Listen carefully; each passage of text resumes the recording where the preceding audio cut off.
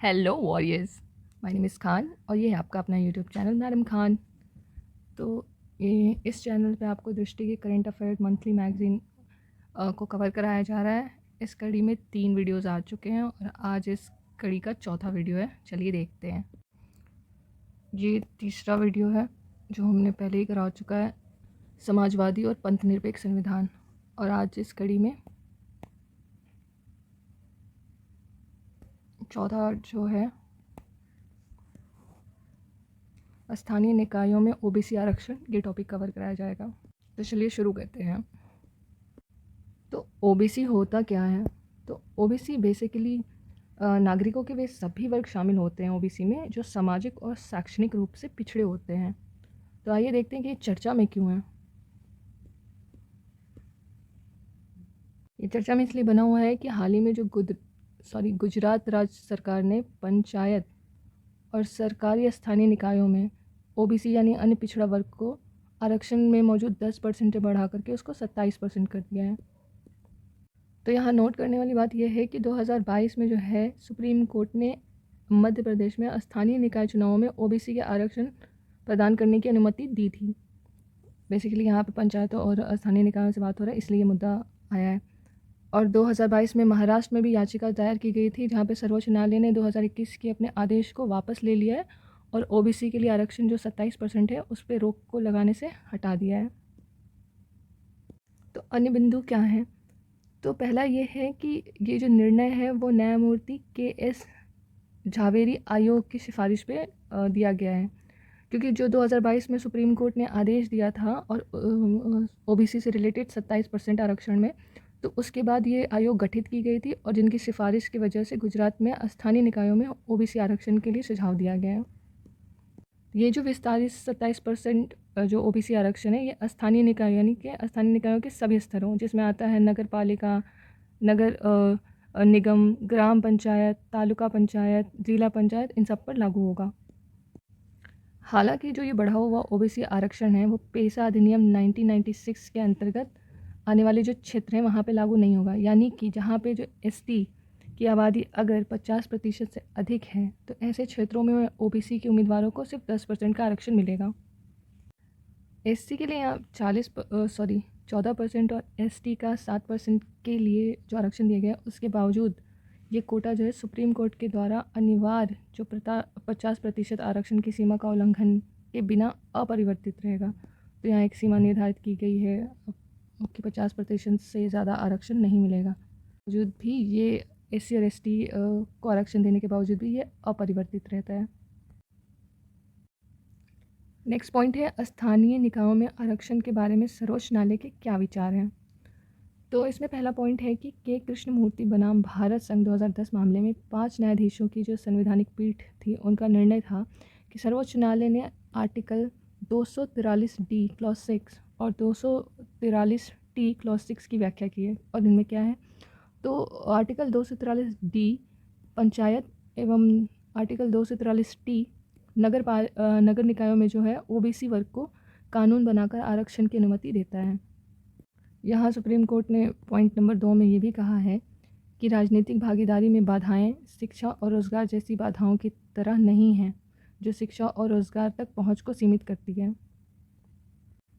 अगला पॉइंट है संविधान के जो आर्टिकल है 15 क्लॉज 4 और 16 क्लॉज 4, ये संबंधित है शिक्षा और रोजगार में आरक्षण का आधार प्रदान करते हैं।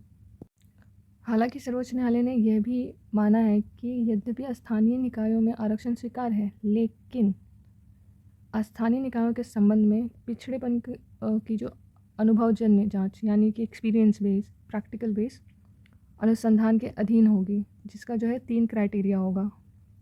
और वो 3 शर्तें क्या क्या हैं? एक है इस जांच के लिए एक विशेष आयोग का गठन किया जाना। दूसरा, स्थानीय निकायों पर वार प्रावधानित किए जाने वाली अपेक्षित आरक्षण का अनुपात निर्दिष्ट करना, यानी कि अनुपात में देखना कि उनका परसेंटेज कितना है जिन्हें आरक्षण दिया जा रहा है, यहाँ ओबीसी से संबंधित है। तो तीसरा पॉइंट है, अगला पॉइंट है आरक्षण जो है, ये आरक्षण जो है एससी, एसटी और ओबीसी के लिए आरक्षित संपूर्ण सीटों का 50% से अधिक नहीं होगा। अगला पॉइंट है कि स्थानीय निकाय चुनावों में ओबीसी आरक्षण से संबंधित जो सामान्य तर्क हैं वो क्या हैं और इनके पक्ष में तर्क क्या है, चलिए देखते हैं। पहला है सशक्तिकरण, समावेशन और सहभागिता। ये हेडिंग्स, जो सब हेडिंग्स हैं, इनको याद रखना चाहिए, ये मेंस में लिखने में बहुत काम आते हैं। तो ओबीसी आरक्षण से क्या होगा कि इनको स्थानीय शासन में सक्रिय रूप से भाग लेने का अवसर मिलेगा, अपनी बातों को रखने का और अपने समुदाय की वकालत करने और नीति निर्माण में योगदान देने का मौका मिलेगा, जो इनके जीवन को प्रभावित करता है। दूसरा पक्ष है नीति में प्रासंगिकता।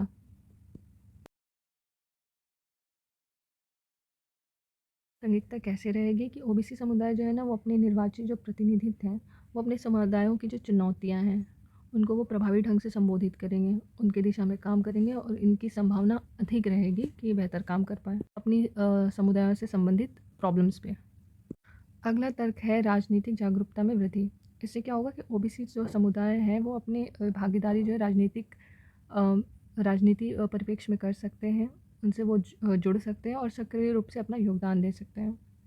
ये ज़्यादातर पिछड़ेपन का कारण कि भी किसी भी समुदाय का यही होता है कि वो जागरूक नहीं होते हैं, उन्हें पता ही नहीं होता, इससे वो अपनी भागीदारी किसी भी फील्ड में सुनिश्चित नहीं कर पाते हैं।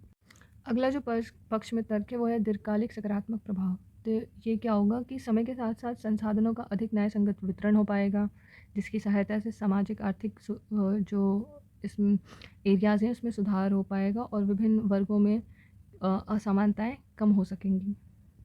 विपक्ष में तर्क ये है कि जाति आधारित जो विभाजन है समाज में वो हमेशा कायम रहेगा। अगर आप अलग अलग आरक्षण देते हो अलग अलग जातियों को, तो ये समाज में विभाजन कायम रखेगा और हमेशा मतभेद को बढ़ावा देगा। दूसरा विपक्ष में तर्क है कि ओबीसी के भीतर जो वंचित समूह हैं उनके लिए चिंता है, क्योंकि इन समूहों के भीतर जो है कुछ ऐसे समूह भी मौजूद हैं जिनको अधिक विशेषाधिकार प्राप्त हैं, जिन्हें क्रीमी लेयर कहते हैं। तो संपूर्ण ओबीसी को आरक्षण देने के बजाय कुछ अपेक्षित जो अधिक विशेषाधिकार प्राप्त समूहों को असंगत रूप से लाभ हो सकता है और जो हाशिए पे बैठे हुए ओबीसी समूह हैं उनका प्रतिनिधित्व कम हो सकता है। अगला विपक्ष में जो तर्क है वो ये है कि आरक्षण का प्रभाव। तो संशयवादी कहते हैं कि सामाजिक आर्थिक जो असमानताएं हैं उनको संबोधित करने में आरक्षण की जो दीर्घकालिक प्रभावकारिता है उस पर सवाल उठते हैं, क्योंकि वे आरक्षण के बजाय लक्षित कल्याण कार्यक्रम, कौशल विकास जैसे जो वैकल्पिक दृष्टिकोण है उसके पक्षधर हैं।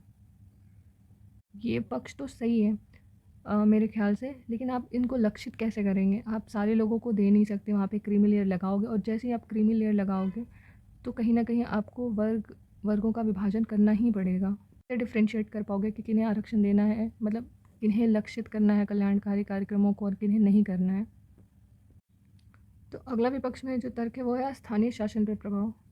तो उसमें ये होता है जब उम्मीदवार आरक्षण के माध्यम से चुने जाते हैं तो शासन संबंधी चिंताओं की तुलना में राजनीतिक विचार जो है उनसे अधिक प्रेरित हो जाते हैं। तो ये उनके जो प्रभावी निर्णय है या स्थानीय निकायों के जो समग्र विकास है उसमें बाधा उत्पन्न कर सकती है।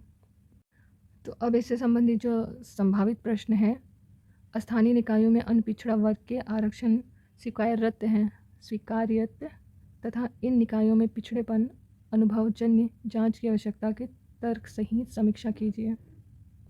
तो आप इसे अटेम्प्ट करने की कोशिश कीजिएगा, क्योंकि जो भी इसके लिए मटेरियल चाहिए इस आर्टिकल में पढ़ाया जा चुका है और इससे संबंधित जो PYQs हैं और क्वेश्चंस पूछे गए हैं वो PT में तो है, मेंस में अभी तक कोई क्वेश्चन आया नहीं है पिछले 10 सालों में। देख लेते हैं।